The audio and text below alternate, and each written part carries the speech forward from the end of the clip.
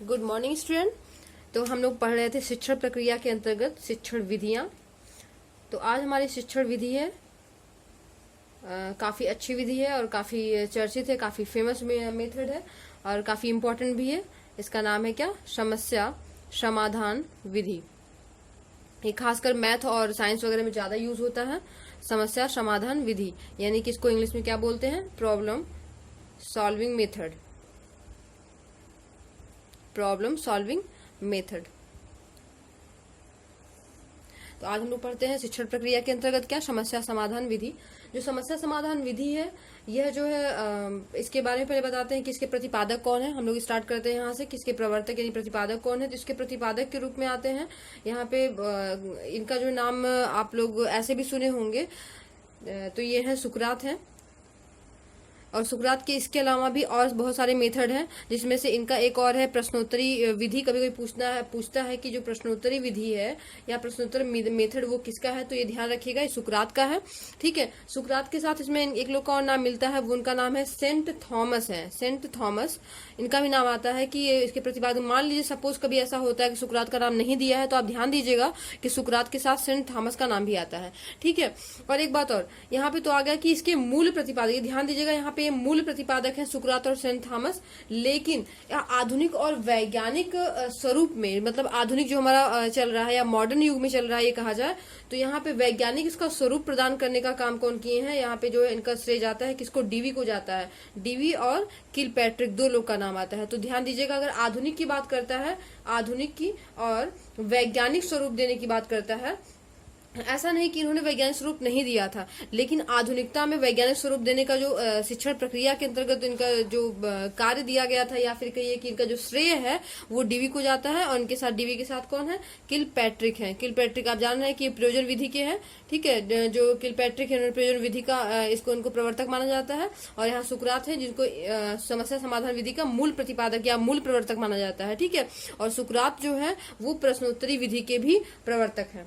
ठीक, तो हम आते हैं इन समस्या समाधान विधि के और इसके और बारे में जानते हैं कि ये विधि है क्या, इसमें होता क्या है। तो इसके नाम से ही स्पष्ट है फ्रेंड्स की जो समस्या समाधान विधि है, यानी कि समस्या समाधान, यानी कि जब तक कि कोई जो छात्र है, कोई स्टूडेंट है, उनके पास है, उनके साथ जो है उनके सामने कोई समस्या नहीं आती है, तब तक जो है उसका समाधान के बारे में हम नहीं सोच सकते हैं। यानी कि इसमें समस्या का आना बहुत इंपॉर्टेंट है। यानी कि मेन चीज क्या है यहाँ पे है? क्या समस्या है।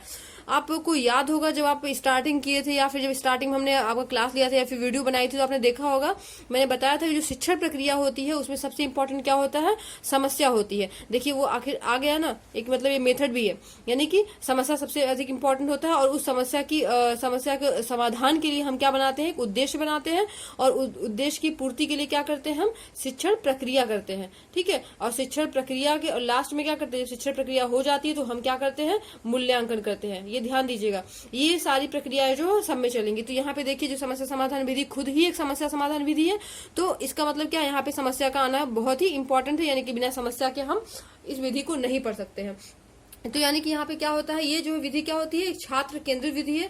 छात्र केंद्रित विधि क्यों है? क्योंकि मतलब यहाँ पे जो स्टूडेंट होता है, जो विद्यार्थी होता है, वो जो भी उसकी समस्याएं होती हैं, तो उसका समाधान जो है खुद ही खोजना होता है। लेकिन ये है कि वहाँ पे जो टीचर होता है, यानी कि जो अध्यापक होता है, उसका पथ प्रदर्शक के रूप में कार्य करेगा। यानी कि ये कह दीजिए कि उसके साथ, मतलब कि छात्र के साथ वो हेल्प करते हैं उसके समाधान के लिए।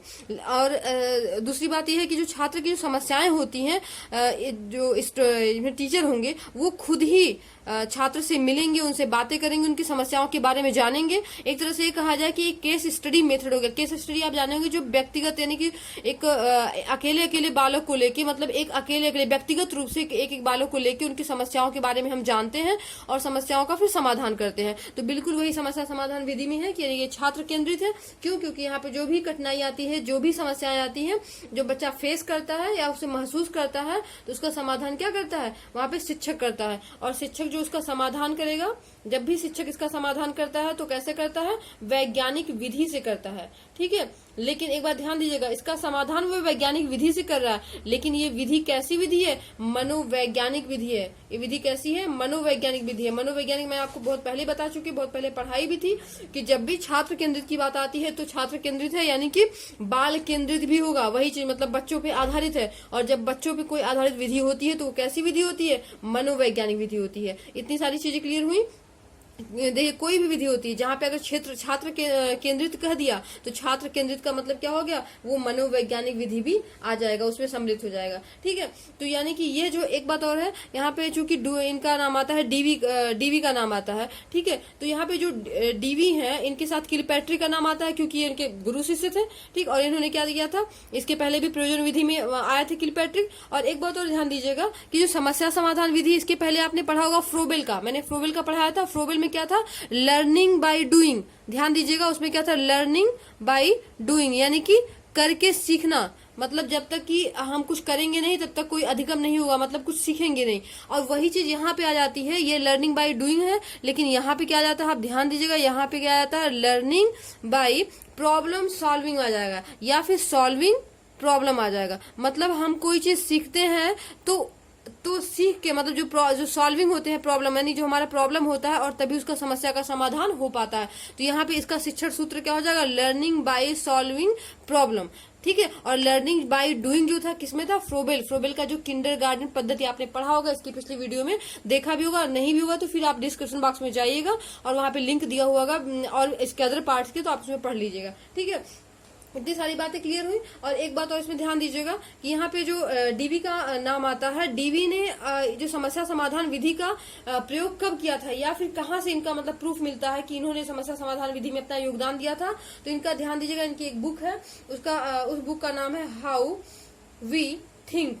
मतलब कि हम जो कैसे, इनका बुक का नाम है हाउ वी थिंक। ठीक है, हम सोचते हैं, हम क्या सोचते हैं, कैसे सोचते हैं, तो ये इनकी बुक का नाम है, काफी चर्चित बुक है, डीवी की बुक है हाउ वी थिंक। और इन्हीं की बुक में इन्होंने समस्या समाधान विधि का जो है जिक्र किया था। ठीक है, और सबसे अच्छी बात इसमें क्या है, मेन बात क्या है, जब छात्र इसमें समस्या समाधान के लिए कुछ सोचेगा, कुछ चिंतन करेगा, तो हमने आपको पढ़ाया था चिंतन स्तर पढ़ाया था ना, स्तर 3 स्तर होते शिक्षण प्रक्रिया की।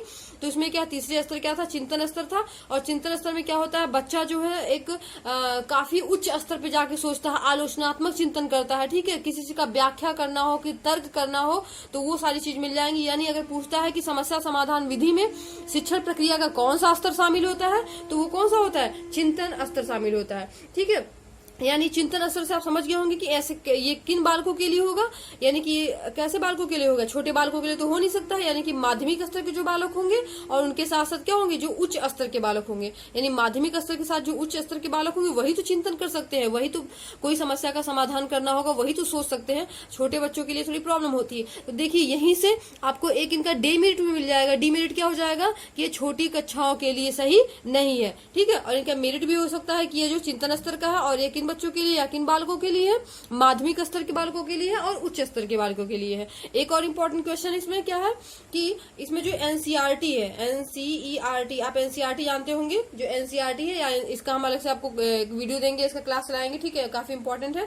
तो अभी आप जान लीजिए, एनसीईआरटी ने ये जो प्रॉब्लम सॉल्विंग मेथड है उसको कब मान्यता दी है? इसको मान्यता दी है 1970 में, 1970 में इसको मान्यता दी। 1970 में एनसीईआरटी ने समस्या समाधान विधि को मान्यता दी है।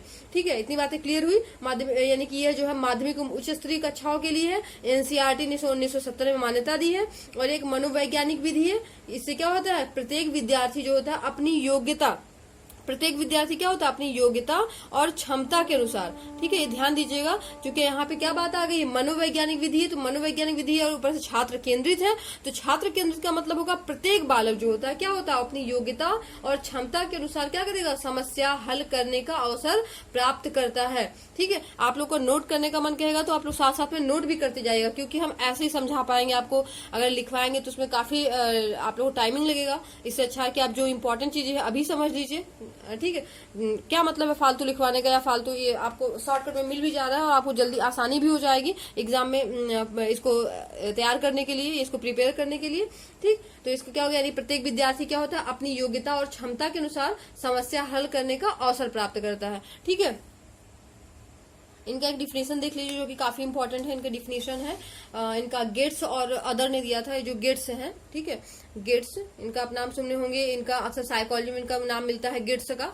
तो इन्होंने अपनी एक दिया है, अपनी परिभाषा, एक डिफिनेशन दिया है। इनकी डिफिनेशन क्या है आप नोट करते जाइएगा। समस्या समाधान, समस्या समाधान शिक्षण, समस्या समाधान शिक्षण का एक रूप है, शिक्षण का एक रूप है, ठीक है। समस्या समाधान शिक्षण का एक रूप है जिसमें, चूंकि हम डिफिनेशन आपको इसलिए बता रहे हैं कि इससे बहुत सारी इसकी क्वालिटियां, बहुत सारी इसकी चीजें मतलब आपको समझ में आ जाएंगी, क्लियर हो जाएंगी, जो भी कॉन्सेप्ट आपको क्लियर नहीं हुआ होगा, ठीक है। यानी शिक्षण का एक रूप है जिसमें क्या होता है, उच्च स्तर का, जिसमें उच्च स्तर की खोज, देखिए दिया है ना इसमें, देखिए आपको बहुत सारी चीज यहाँ पे मिल गया। उच्च स्तर यानी उच्च स्तर मतलब जो माध्यमिक स्तर के बालक हो या फिर जो ग्रेजुएशन स्तर के बालक या फिर उससे जो बड़े स्तर के बालक होते हैं उनके लिए है। और खोज की जाती है, मतलब वहां पे हम क्या करते हैं, अपने समस्या के समाधान के लिए क्या करते हैं, खोज करते हैं, उसके समाधान के लिए नए नए तथ्यों को इकट्ठा करते हैं, उसको इकट्ठा करके क्या करते हैं, उसका सत्यापन करते हैं और फिर लास्ट में निष्कर्ष निकालते हैं। ये इसकी डिफिनेशन हो गई। अभी हम आपको स्टेप बताएंगे। इसका स्टेप जो है पूछता है एग्जाम में कि समस्या समाधान विधि के स्टेप कौन से हैं, या फिर इनमें से कौन सा स्टेप नहीं है, या फिर इसको क्रम में करिए। बहुत सारे इसमें इसके स्टेप से क्वेश्चन उठाते हैं या फिर आ जाते हैं, ठीक है। इसका स्टेप वैसे नॉर्मली 5 मिलता है, कहीं कहीं आपको 10 या 11। जो डीवी का है, डीवी ने जो दिया था लगभग 11 इन्होंने दिया था, लेकिन उसका जो मेन रूप से है कितने स्टेप है, केवल इसके 5 स्टेप है। आपको अधिकतर बुक्स में मिल भी जाएंगी। तो पहला इसमें क्या स्टेप होता है, समस्या का चयन। पहला स्टेप है समस्या का चयन, आप ध्यान दीजिएगा, काफी इंपॉर्टेंट, आप इससे काफी सारी चीजें सीख भी जाएंगे। और सेकंड इसमें है समस्या का प्रस्तुतिकरण, समस्या का प्रस्तुतिकरण। देखिए प्रस्तुतिकरण यहाँ पे लिखा हुआ, इसको एक चीज और बता दे रहे हैं, प्रस्तुतिकरण तो आप कंफ्यूज हो जाएंगे कि प्रस्तुतिकरण क्या है। इसको हम विश्लेषण भी बोल देंगे। विश्लेषण यानी कि एनालिसिस, आप विधि भी पढ़े होंगे तो थोड़ा सा आपको ये क्लियर हो जाएगा। इसको प्रस्तुतिकरण ना करके विश्लेषण भी कर सकते हैं, यानी समस्या का विश्लेषण, ठीक है। और थर्ड स्टेप इसमें आता है कि कल्पनाओं का निर्माण, या उपकल्पना भी इसे कहते हैं, उपकल्पना, उपकल्पनाओं का निर्माण, ठीक है। यानी कि उपकल्पना जानते हैं आप लोग, ये रिसर्च में जो रिसर्च होंगे, जो नेट्स वगैरह किए होंगे, या फिर जो ये पीएचडी कर रहे होंगे, या जो एमएड वगैरह किए होंगे, वो जानते होंगे उपकल्पना को क्या बोलते हैं, हाइपोथेसिस बोलते हैं, हाइपोथेसिस बोलते हैं, ठीक है। और नेक्स्ट इसमें चौथा स्टेप क्या होता है, प्रदत्त संग्रह, प्रदत्त संग्रह और सत्यापन। यहीं पे इसका क्या करते हैं, सत्यापन भी करते हैं, सत्यापन, ठीक है। और लास्ट स्टेप क्या पछमा जाता है, इसमें होता है निष्कर्ष निकालना। लास्ट है क्या, निष्कर्ष निकालना, यानी कि इसको हम क्या बोल सकते हैं, निष्कर्ष निकालने को क्या बोलते हैं, कंक्लूजन भी बोलते हैं। निष्कर्ष यानी कि कंक्लूजन, ठीक। ये हो गया 5 स्टेप। अब 5 स्टेप को हम थोड़ा क्लियर कर देते हैं कि 5 स्टेप इसमें है क्या और इसमें क्या क्या, इसके अंतर्गत क्या क्या आ जाएगा, ठीक। तो हम शुरू करते हैं फर्स्ट इसका समस्या का चयन से। देखिए समस्या का चयन आप जाने गए होंगे कि समस्या का चयन मतलब जब कोई समस्या आती है, मतलब किसी बच्चे के पास समस्याएं हैं तो क्या करते हैं, उनमें से हम चयन करते हैं। चयन कैसे करेंगे, हम इसको एग्जाम्पल से समझाएंगे ताकि एग्जाम्पल थोड़ा आपको अच्छे से क्लियर हो जाएगा। जैसे मान लीजिए कोई बालक है, कोई स्टूडेंट है, कोई छात्र है, ठीक है। उसको क्या, उसकी समस्या क्या है कि उसको जो है ऐड नहीं आता, मतलब ऐड करने यानी कि इसको जोड़ नहीं आता है, या फिर घटाना नहीं आता है, यानी कि सब्सट्रैक्शन नहीं आता है, ठीक है। उसको प्लस यानी जोड़ या फिर घटाना नहीं आता है। ये क्या होगी, इसकी समस्या होगी, ये समस्या है। अब समस्या का चयन, तो हम उसकी समस्या का चयन कर लिए क्या कि उसको जो है ऐड नहीं आता या सब्सट्रैक्शन नहीं आता। कभी कभी इसके पहले वाले स्टेप भी दे देता है कि समस्या की पहचान वगैरह भी दे देता है, तो कोई बात नहीं, वो भी सही है, ठीक है, वो बढ़ाने के लिए दे देते हैं। लेकिन आप यहाँ पे ध्यान दीजिएगा, हम समस्या का चयन से स्टार्ट करते हैं कि समस्या का हम चयन, चूंकि हम किसी भी स्टूडेंट को जब पढ़ाएंगे तो हम समझ जाते हैं उसकी समस्याएं क्या है, तो हम उसकी क्या करते हैं, समस्या का चयन करते हैं कि क्या है कि उसको जोड़ नहीं आता, उसको घटाने नहीं आता, उसको प्लस नहीं आता, उसको माइनस नहीं आता। हम छोटे स्तर से शुरू कर रहे हैं समझाना, ठीक है। अब सेकंड क्या स्टेप आ गया, समस्या का प्रस्तुतिकरण, यानी हमने बताया ना कि विश्लेषण। अगर प्रस्तुतिकरण कहेंगे तो आपको थोड़ा डाउट होगा, इसको आपको क्लियर नहीं हो पाएगा, इसलिए हम विश्लेषण में आते हैं।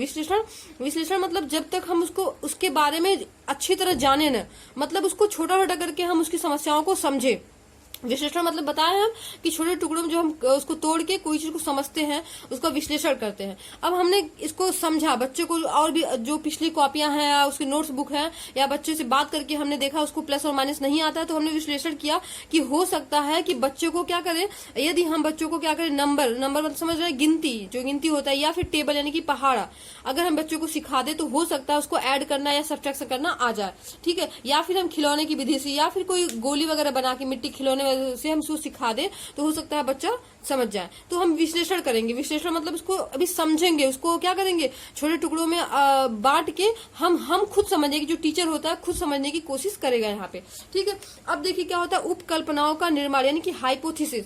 अब ध्यान दीजिएगा, ये चूंकि रिसर्च का टॉपिक है, हो सकता है कि कुछ लोगों को समझ में ना आए, लेकिन हम इसको थोड़ा इजी वे में समझाएंगे तो आपको समझ में आ जाएगा।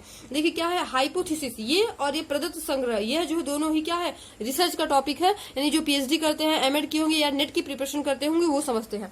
हाइपोथेसिस मतलब क्या होता है, जब हम कोई कल्पना करते हैं, कोई और कल्पना, जो भी कल्पना करते हैं उसमें समाधान भी निकालते हैं। यहाँ पे उपकल्पनाओं का निर्माण का मतलब होता है समाधान निकालना, लेकिन ध्यान दीजिएगा ये समाधान जो है पूरी तरह से नहीं निकलेगा, बल्कि समाधान कैसा होगा, ये समाधान कैसा होगा, संभावित होगा। संभावित में समझ रहे हैं कि मतलब इसकी संभावना केवल हम कर सकते हैं कि भविष्य में ये सही भी हो सकता है और गलत भी हो सकता है, दोनों बात है यहाँ पे। क्योंकि ये जो उपकल्पना यानी हाइपोथेसिस जो होता है, जब हम उसकी संभावित समाधान करते हैं, इसका डिफिनीशन ही होता है कि हाइपोथेसिस क्या होता है, किसी भी समस्या का, कोई भी समस्या है, मान ली समस्या है, उसका संभावित समाधान निकालते हैं। और संभावित समाधान क्या हो सकता है, वो गलत भी हो सकता है और सही भी हो सकता है। ये सोच के हम करते हैं कि हो सकता है क्या हो, सही हो जाए, मतलब हमारा जो समाधान है, समस्या के जो समाधान है, हम उसके वहां तक पहुंच जाए, वो क्लियर हो जाए, ठीक है। तो यहाँ पे हम क्या करते हैं, समस्या का केवल क्या करते हैं, संभावित समाधान खोजते हैं। मतलब संभावित समाधान क्या, कि यदि हम उसको नंबर याद करवा दें, ठीक है। अभी यहाँ पे हम इसका विश्लेषण किए, लेकिन हम यहाँ पे समाधान निकाल लिए कि अच्छा ये सही है कि अगर नंबर हम यहाँ पे याद करवा दिए या फिर टेबल याद करवा दिए, या इसके साथ साथ क्या करें, हम उसको इकाई दहाई का भी ज्ञान करवा दिए। हम यहाँ पे संभावित समाधान निकाल रहे हैं कि उसके साथ साथ हमने यहाँ पे नंबर और टेबल की बात तो की, लेकिन यहाँ पे हमने क्या, अगर हम बच्चे को इकाई दहाई भी सिखा दिए, यानी 1 टेंस जो 1000 ये सब होता है इंग्लिश में, ठीक है, ये भी समझा दे तो हो सकता है बच्चों को ऐड करना या सब्ट्रैक्ट करना आ जाए। या फिर बच्चों को हासिल वाला जो होता है ना, कि इतना हासिल हो गया, वो अगर सिखा दें तो हो सकता है बच्चों को क्या, इसकी समस्या का समाधान हो जाए। देखिए यहाँ पे हम क्या करें, एक संभावना व्यक्त कर रहे हैं कि अगर ऐसा हम कर दिए तो हो सकता है कि वो बच्चा क्या सीख जाए। तो अब देखिए यहाँ प्रदत्त संग्रह एवं सत्यापन।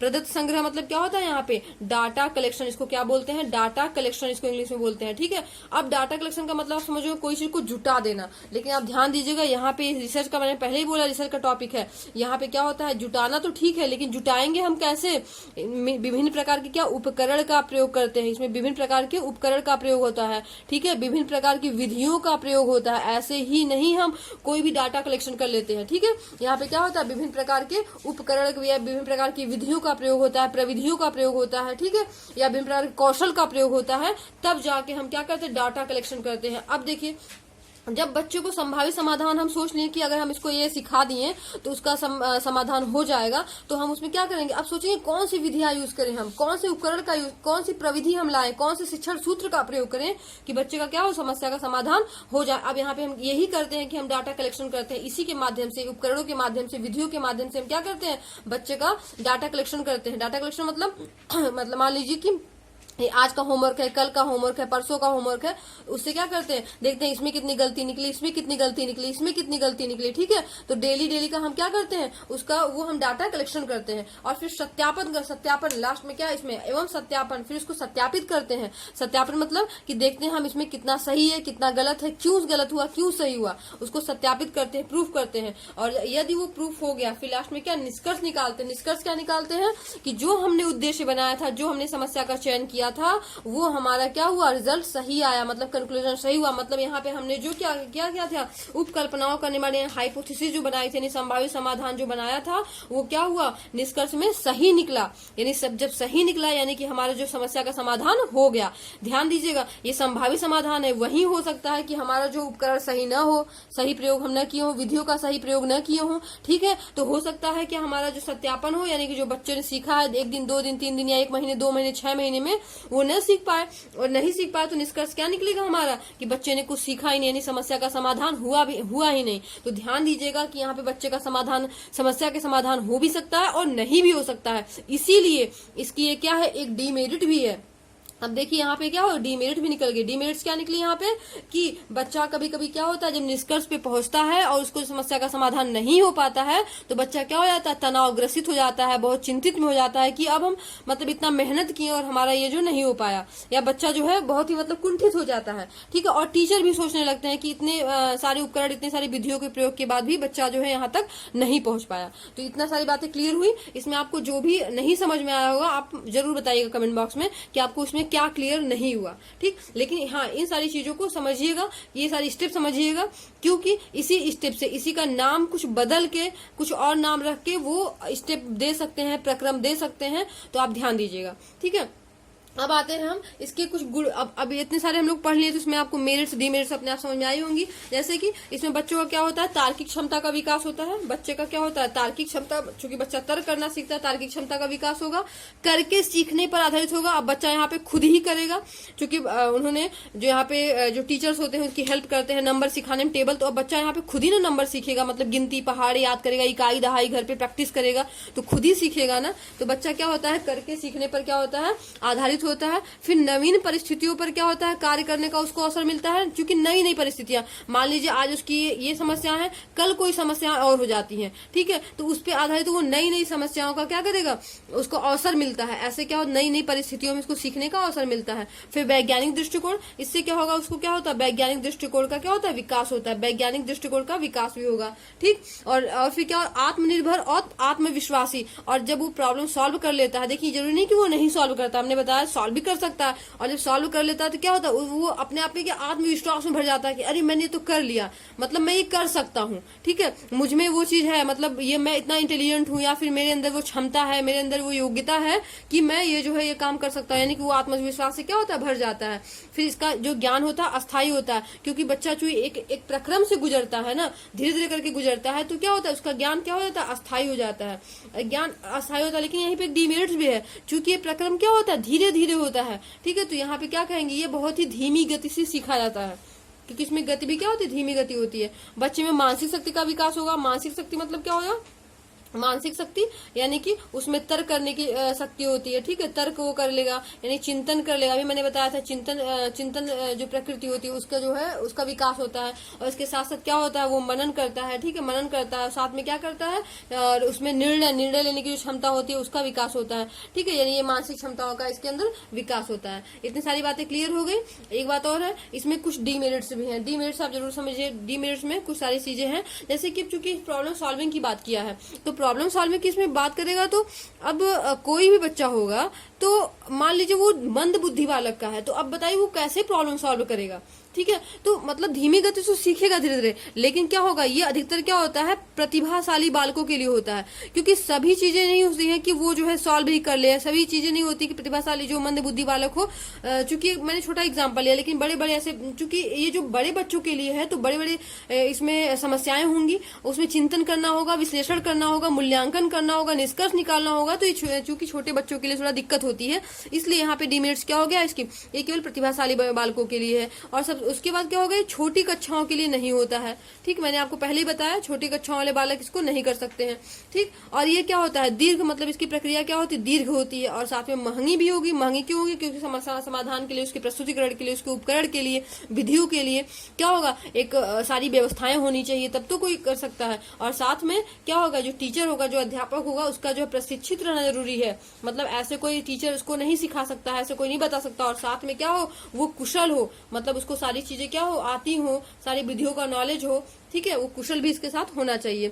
और एक और इसकी डीमेरिट्स क्या है कि यह पाठ्यक्रम समय से पूरा नहीं हो सकता है। पाठ्यक्रम समय से पूरा होने में थोड़ा सा प्रॉब्लम होता है। तो इससे जो है रिलेटेड और भी क्वेश्चंस हैं, अभी इंपॉर्टेंट क्वेश्चंस हैं, तो हम इसका अगले अपने वीडियो में सॉल्व करेंगे। इससे रिलेटेड कोई भी आपको प्रॉब्लम्स होगी, आप कमेंट बॉक्स में जरूर बताइएगा, ठीक है। तो आप लोग अच्छे से पढ़ाई करिए, खुश रहिए, मुस्कुराते रहिए, घरों में रहिए, स्वस्थ रहिए। Thank you.